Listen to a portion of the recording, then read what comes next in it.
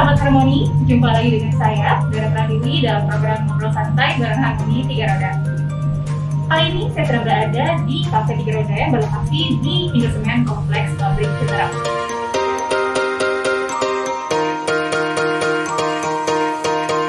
Ya, sahabat Harmoni, karena saat ini masih dalam kondisi pandemi, jadi kita belum boleh makan atau minum di dalam. Jadi, apa lagi?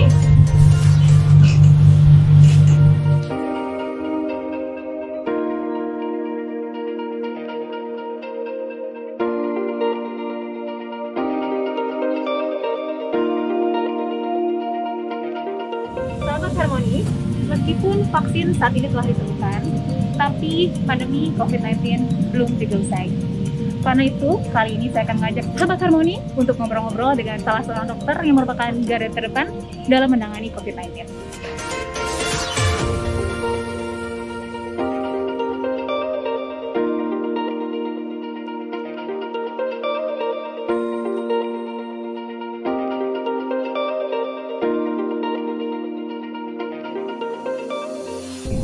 Nah, sahabat Harmoni, kali ini saya sudah berada di Taman 3 Roda bersama dengan seorang dokter. Nah, tapi sebelum kita ngobrol-ngobrol lebih lanjut, mungkin kita akan kenal dulu ya dengan dokter kita hari ini. Saya Dr. Trinov Hendry, bekerja di Indosemen sejak Juni 1997. Jabatan saya sekarang adalah Corporate Health Department Head. Dokter, seperti yang kita tahu ya dok ya, saat ini kan COVID-19 masih tetap melanda di seluruh penjuru dunia ya dok ya. Nah dok, ketika pertama kali COVID-19 itu diinformasikan mulai ada di Wuhan, itu apa yang ada di benak dokter? Iya, jadi waktu bulan Maret itu ya, ada kasus pertama masuk ke Indonesia ya. Jadi kita mulai antisipasi ya, kita mulai bikin himbauan ke seluruh karyawan Indosemen, keluarkan himbauan itu melalui direksi ya, supaya karyawan Indosemen itu selalu menerapkan protokol 3M. Kemudian mencegah mereka atau menghimbau mereka jangan berpergian ke luar negeri, dan juga jangan sampai berpergian ke luar daerah. Nah itu untuk pertama sekali pada bulan Maret itu. Kemudian kita keluarkan lagi panduan ya kan, gimana bekerja berdampingan dengan COVID-19 itu.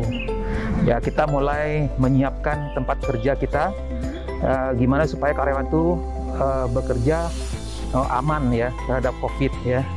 Jadi kita mulai jaga jarak, jumlah orang dalam satu ruangan juga kita batasi.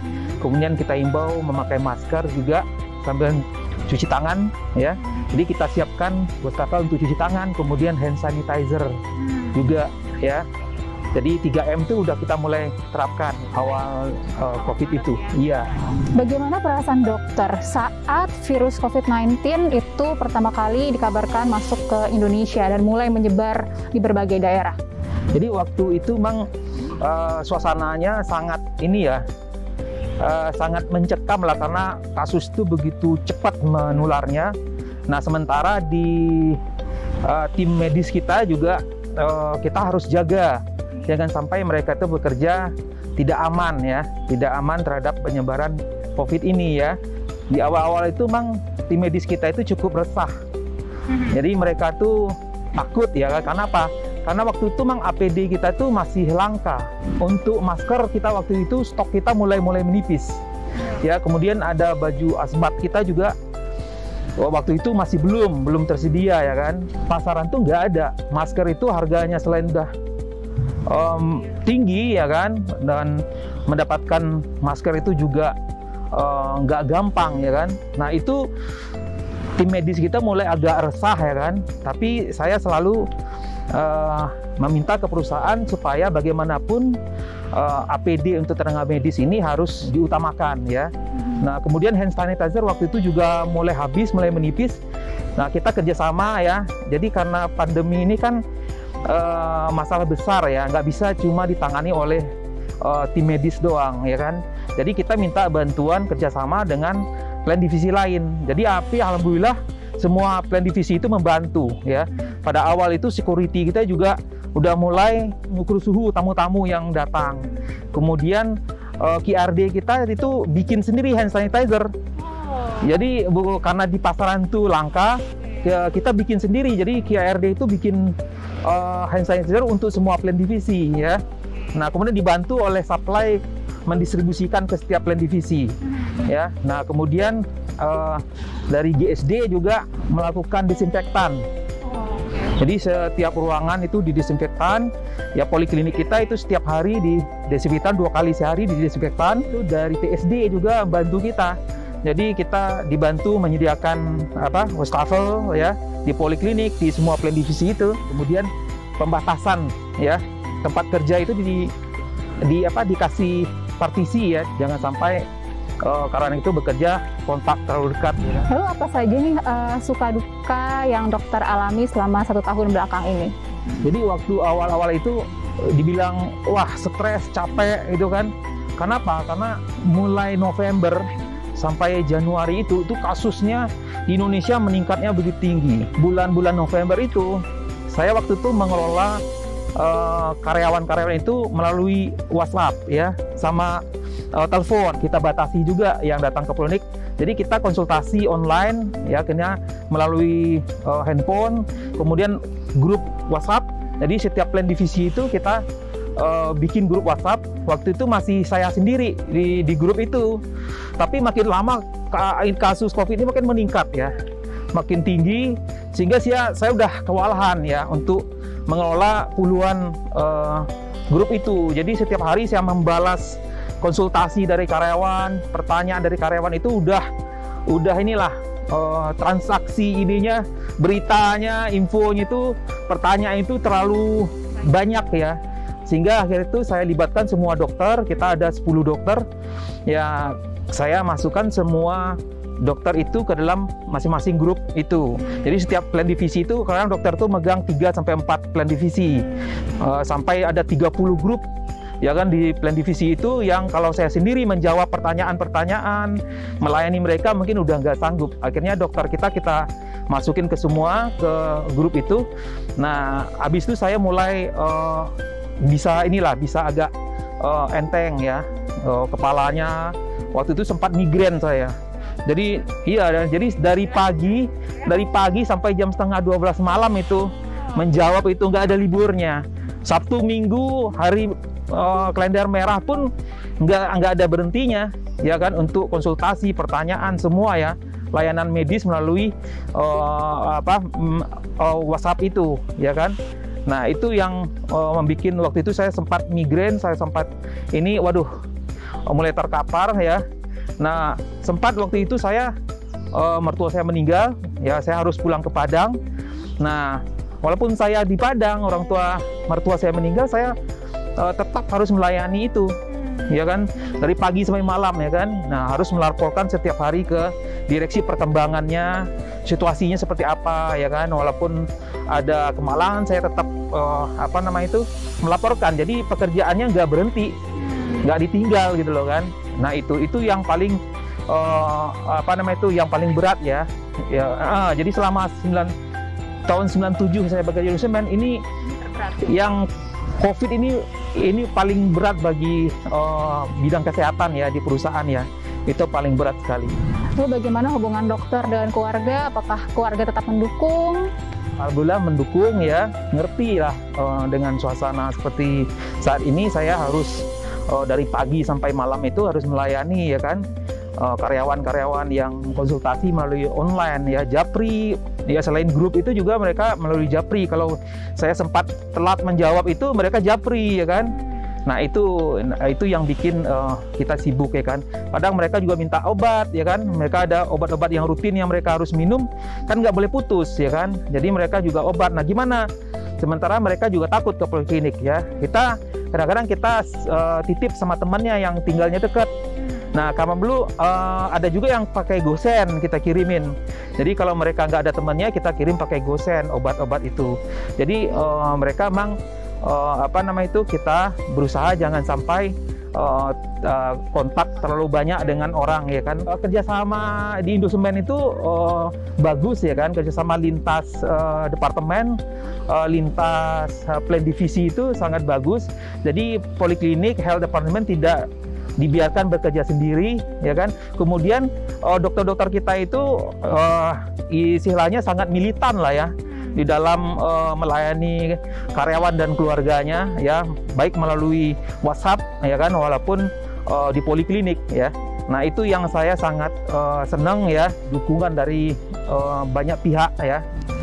Lalu apa yang dilakukan oleh dokter dan tim untuk mencegah penyebaran COVID-19 ini, Dok?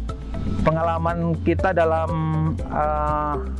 melakukan ini juga rapid test. Nah, itu ya, dari rapid test antibody waktu itu kan, terus habis itu beralih ke rapid test antigen. Nah, itu kan semua tamu perusahaan, semua kontraktor, vendor itu kan kita kalau masuk kan kita harus ukur. Bukan suhu saja, tapi juga rapid test antibody, sekarang rapid test antigen, dan terakhir ini kita udah punya genos. Ya, jadi kita bisa melakukan dengan genos juga. Kayak kemarin itu ada project P611, kemudian setelah P611 ini lanjut ke project P34. Nah, itu project itu kita menerima tamu yang cukup banyak dalam waktu yang bersamaan. Nah, saya harus menyiapkan tenaga dan juga rapid testnya, ya kan, supaya jangan sampai kosong, ya kan. Nah, itu yang, ya, alhamdulillah sih sampai sekarang ini perawat, dokternya bekerjanya masih semangat, ya, masih inilah, ya kan, masih bagus kerjasamanya, itu masih bagus. Mudah-mudahan nih sejak Januari ini kasus COVID kan mulai di Indonesia mulai menurun, ya, mulai menurun tajam, ya, tapi kita tidak boleh lengah, ya kan. Nah, ini juga dari grup-grup WhatsApp itu sekarang udah mulai menurun nih, ya, sejak Januari, ya kan, Februari, ya, Januari Februari itu udah mulai menurun, sampai sekarang Maret juga menurun. Itu grup WhatsApp juga udah mulai berkurang tekanannya, ya kan. Nah, iya, kemudian yang dulu kunjungan poliklinik ini menurun 50%. Nah, sekarang orang udah mulai lagi. Nah, tapi kita nggak boleh lengah, ya kan, nggak boleh lengah. Karena apa? Karena di dunia kasus itu udah gelombang ketiga sekarang, ya kan. Kalau di Indonesia mungkin baru mungkin ini selesai gelombang pertama, ya, sementara di Eropa itu udah mulai gelombang ketiga. Kemudian di India, di Brazil, kemudian Filipina juga kasusnya sekarang mulai meningkat. Nah, sementara kita kan sekarang menurun jauh nih, ya kan. Jangan sampai nanti kita kasusnya naik lagi, nah terulang lagi kasus yang seperti bulan Maret, bahkan yang paling berat itu di bulan November, Desember, Januari, itu yang paling berat banget tekanannya itu. Nah, ini sejak Februari, Maret ini sebenarnya udah turun tajam. Nah, saat ini kan vaksin sudah ditemukan nih, Dok. Apakah dokter sendiri sudah divaksin? Udah, jadi kita di poliklinik itu udah divaksin yang kedua 2 minggu yang lalu. Oke, ya. Semua tim kesehatan ya? Ya, mulai dari cleaner, helper, perawat, administrasi, sampai dokter umum, dokter gizi, semuanya udah kita vaksinasi kedua. Berkurang lah was-wasnya kita kan untuk tenaga medis, ya. Tapi kita tetap nggak berkurang, ini kita protokol kesehatan, ya kan, nggak kita kurangi, tetap, ya, walaupun kita sudah divaksin. Lalu apa yang dirasakan saat divaksin, Dok? Paling habis disuntik itu di sini agak pegel aja. Pegel sampai ke sini kan. Kemudian badan tuh agak panas dalam gitu loh. Kalau di raba itu nggak panas, cuma agak kayak panas dalam gitu. Ya, paling sehari 2 hari lah. Habis itu udah biasa lagi. Jadi nggak begitu terasa lah efeknya, ya, efek sampingnya. Ada harapan dan pesan yang ingin dokter sampaikan kepada sahabat Harmoni yang menonton? Untuk karyawan Indosemen sama keluarga Indosemen, mudah-mudahan dalam waktu dekat kita bisa dapat vaksin, ya. Saya berharap jangan takut divaksin, jangan terpengaruh sama berita-berita hoax, ya, yang bilang vaksin itu tidak ada gunanya, ya kan. Karena vaksin ini udah sejak kita lahir kita juga udah divaksin gitu loh kan. Jadi bukan hal yang baru bagi kita kan. Berharap COVID ini segera berakhir, ya. Jadi tren yang di Indonesia saat ini sangat menurun tajam, ya.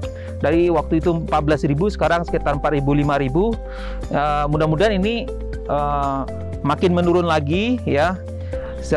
Kalau bisa habis, ya, atau setidaknya tidak timbul gelombang kedua lah, ya, di Indonesia, supaya perusahaan bisa bekerja lebih nyaman lagi, produksinya makin bagus lagi, karyawannya makin sejahtera ya.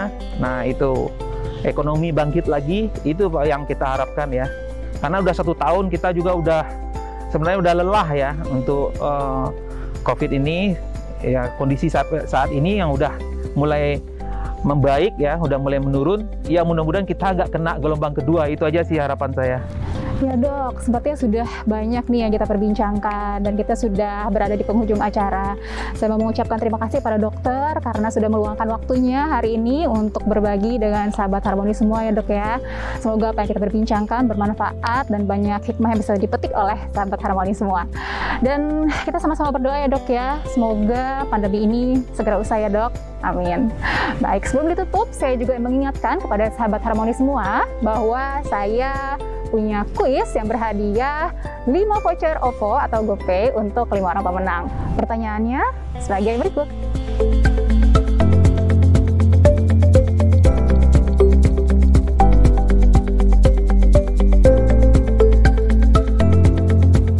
Sahabat Harmoni, kami mewakili kru yang bertugas pamit undur diri dan mengucapkan salam 3 roda.